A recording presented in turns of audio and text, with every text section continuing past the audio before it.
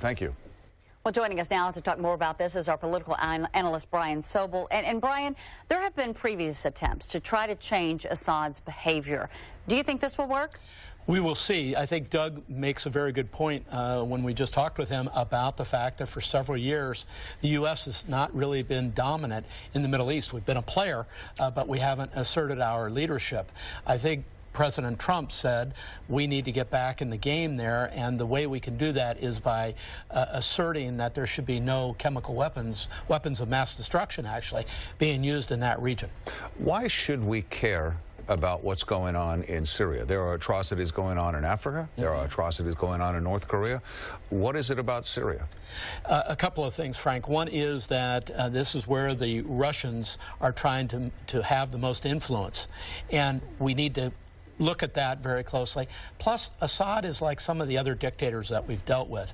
They really push and push and push until something catastrophic happens. So if you think back to Muammar Gaddafi, if you think about, Saddam Hussein and these other people who held their countries together by brutal dictatorships, Assad's right in that mix. And the only thing they seem to understand is power.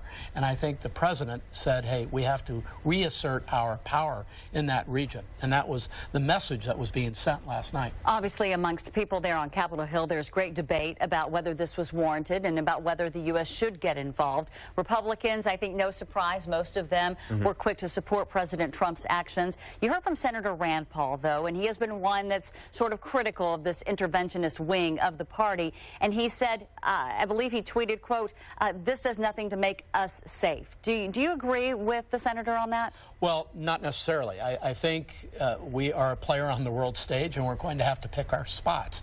If you looked at the reactions of France and Germany, they were all on board, and in fact, they went as far as to say we should have done something in 2013 about this. With respect to the Congress, some of the members of Congress are talking about this leading to war. This is not leading to war. This is a one-off. There may be some escalation here, but I think at the end of the day, the message was sent that if you use weapons of mass destruction, we're coming in, and we're coming in hard. Brian, we just have a couple of seconds here, but what will this mean for U.S.-Russian relations, and what kind of message does this send to North Korea?